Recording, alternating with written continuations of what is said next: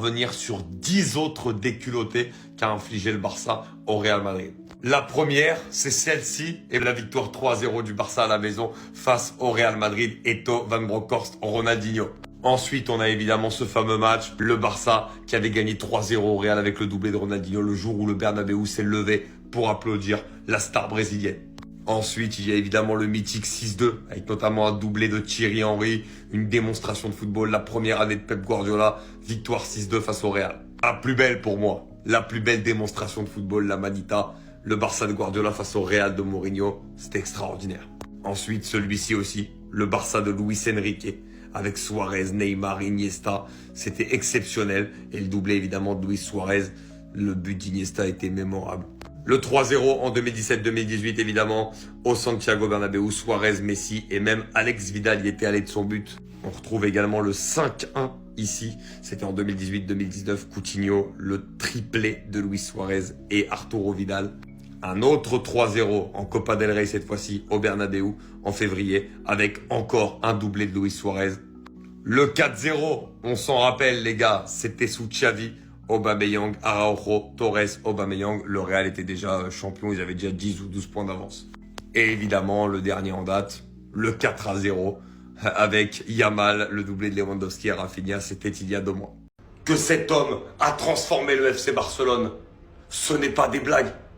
Vous l'avez vu les gars, déjà que ce soit dans le jeu proposé, que ce soit dans l'émergence de certains joueurs, notamment comme Casado qui est devenu un monstre. Mais au-delà du jeu, de l'émergence de certains joueurs, la mentalité les gars, la mentalité. Tu sens que les mecs physiquement ils sont là. Tu sens que quand il faut souffrir, comme ça a été le cas dans les 30 dernières minutes, ils arrivent à souffrir. Et surtout, la mentalité de la gagne. Les gars, les mecs, c'est devenu des fous dans leur tête. Non mais vous avez vu dans le match, quand Yamal y marque, on va répondre à Mbappé par la provocation qu'Mbappé a fait le calma au bout de 5 minutes. Quand Gavi, il obtient le penalty, Yamal, il arrive, il le pousse. Rafinha qui va prendre les affaires des soigneurs quand ils sont en train de soigner Mbappé pour le mettre là-bas. Non mais, tout ça, c'est l'attitude de la gagne, les gars. On peut en rigoler, mais c'est l'attitude de la gagne. Flick a changé les mentalités dans cette équipe. Et aujourd'hui, on a une équipe qui, quand elle joue des gros matchs, se donne à fond et fait preuve d'énormément de caractère. C'est incroyable. Je vous avais prévenu, après l'Atlético Madrid, il y avait eu des fêtes, mais je vous avais dit, ces 3 au milieu de terrain, la domination qu'il y avait eu sur l'adversaire, ça va faire quelque chose. Et finalement, ce soir, on l'a vu, pendant 60 minutes, soyons très honnêtes, le Real n'a pas existé. Le Real n'a pas existé. C'était une domination, les gars. Casado et Gavi à la récupération. Le nombre de ballons qu'ils récupèrent, le volume de jeu qu'ils mettent, c'est exceptionnel. Pedri, les gars, Pedri, on continue de le dire. Pedri, la technique, la manière de gérer le tempo de l'équipe. Excusez-moi, ce soir, je vais crier, je suis en feu, c'est n'importe quoi. Ce milieu de terrain est le futur du football. On s'est régalé. Rafinha, t'es un monstre. Je suis désolé, mais t'es exceptionnel. Les gars, les stats de Rafinha cette saison, on est début janvier. Le mec, il est déjà à 19 buts. 30 goals assists en 26 matchs, les gars. Rendez-vous compte d'où il vient. Et rappelez-vous surtout les buts qu'il marque. Il en a déjà 3 contre le Real Madrid. Et qu'est-ce qui fait mal? Dans les déplacements, dans les enchaînements, dans les appels. Il est monstrueux, les gars. Sa progression est monstrueuse, j'en perds mes mots. Rafinha a réalisé un match de fou furieux encore ce soir. Sur la passe de Jules Koundé, la tête, pareil, clinique. Le deuxième but, les petites feintes avant de marquer. C'est un joueur extraordinaire, les gars. Rafinha fait partie des meilleurs du monde avec Salah depuis le début de la saison. Et on ne cesse de le dire, et on ne cessera de le dire. Parce que c'est la vérité. Ce mec-là est un monstre et ce mec-là punit toujours le Real Madrid pour apporter un trophée au Barça. Juste explique-moi s'il te plaît, c'est quoi ce niveau de fou furieux que tu nous affiches? C'est quoi ce niveau de football que tu nous proposes? S'il te plaît, explique-moi, parce que j'arrive pas à comprendre. Pour un mec qui était central, qu'on a replacé latéral droit, et qui, de match en match, repousse les limites du magnifique, ça me choque. Depuis le début de la saison, je sais pas combien de vidéos j'ai fait sur toi, garçon. Mais ça se compte en vingtaine, en trentaine depuis le début de la saison. T'es extraordinaire. Et là, tu nous as montré que tu pouvais avoir aussi un pied droit à la David Beckham. En plus de tout.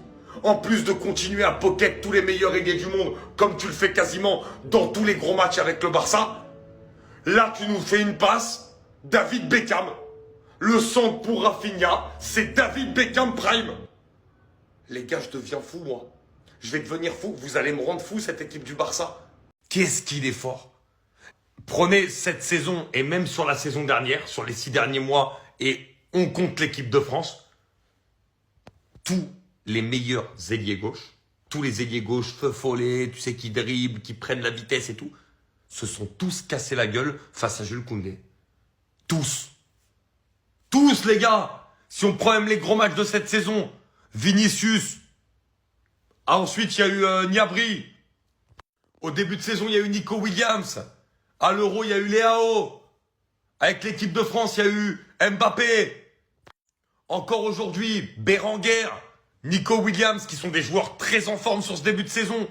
Rien à faire. Koundé. Koundé.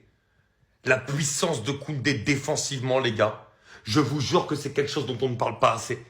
Il est stratosphérique, ce mec-là, à droite, alors que c'est même pas son poste. Sans compter ce qu'il apporte aussi offensivement. C'est fou.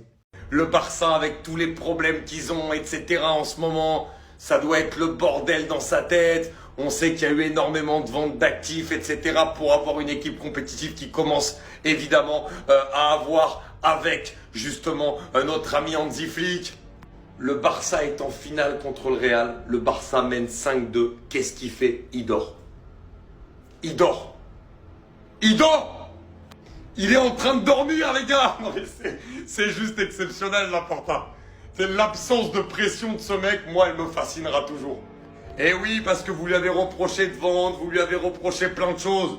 Mais aujourd'hui, finalement, tout ce que vous avez parlé, Olmo, il est rentré, il est inscrit.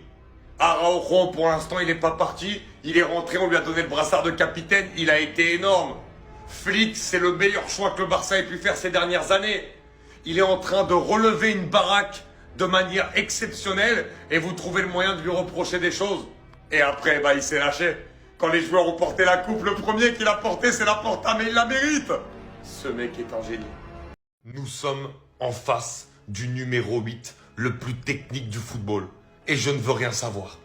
Puisque la passe, c'est lui. La précision, c'est lui. Les déplacements, c'est lui. Le contrôle orienté, c'est lui. L'intelligence de jeu, c'est lui.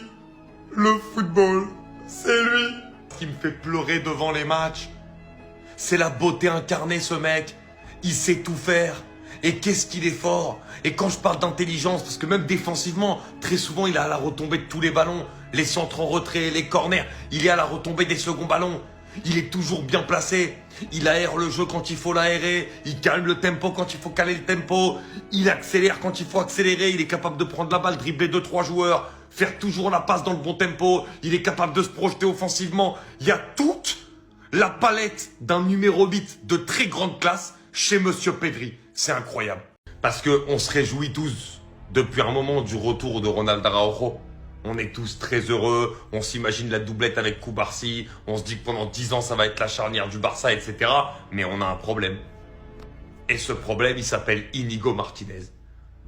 Ouais, parce que quand je vois le match ce soir contre Bilbao et que je vois la première partie de saison, je me dis, comment Flick va l'enlever? Non, parce que, très honnêtement les gars, est-ce qu'aujourd'hui, vous-même, en étant honnête, vous l'enlevez? On a du mal. On se dit c'est ingrat, c'est pas juste, c'est méchant. Encore le match ce soir contre Bilbao, il est sur toutes les trajectoires. En plus, il a un vrai caractère de leader pour replacer ses milieux, ses latéraux, etc. Et en plus, il a une qualité de relance. Non mais le nombre de passes cette saison qu'il a fait ou d'ouvertures qui ont été énormes vers des attaquants ou des ailiers, c'est n'importe quoi. Donc, on a un très très gros problème aujourd'hui. Vinicius ne tient pas 10 secondes contre moi dans un ring de boxe, histoire de faire monter la pression, et il avait qu'une envie, c'était le faire sortir de son match. Et on l'a très bien vu. Déjà, dès le quart d'heure de jeu avec Vinicius et finalement un tout petit coup d'épaule entre les deux, même pas rien, et Maffeo qui tombe, qui simule. Vinicius reste très calme, comme quoi aussi il a écouté quelques consignes. Ensuite, on a senti que Maffeo voulait vraiment le faire craquer. Hein. Voilà encore un des nombreux accrochages qu'ils ont eu pendant tout le match. Derrière, il y a eu plusieurs aussi grosses fautes de Maffeo sur Vinicius, vraiment pour essayer de le faire sortir de son match. Vinicius a quand même gardé le contrôle, mais au fur et à mesure du match, tu voyais qu'il montait en pression. Et à la fin, malgré que Vinicius soit sorti du terrain, petit accrochage entre Maffeo et Bellingham, et derrière, à la toute fin du match, échange virulent entre Maffeo et le petit jeune Raúl Asensio. Et là, qui sur le banc a voulu rentrer? Vinicius Junior. Non mais, et les gars, son entraîneur adjoint, il lui a fait un marquage au corps, les gars. Il l'a pas laissé. Il voulait y aller, Vinicius. Il lui a dit non, parce que d'ailleurs, il y a eu une embrouille générale après le match et tout. Et l'entraîneur adjoint, il s'est mis devant Vinicius. Il lui a dit non, s'il te plaît, tu bouges pas. Et regardez le sourire moqueur, parce que il sait qu'il va rentrer dans le jeu. Il le sait. Heureusement que voilà, ils ont réussi à le tenir. Voilà, il faut quand même pas rater Vinicius. La grande finale, El Clasico, dimanche soir prochain, qui va être exceptionnel.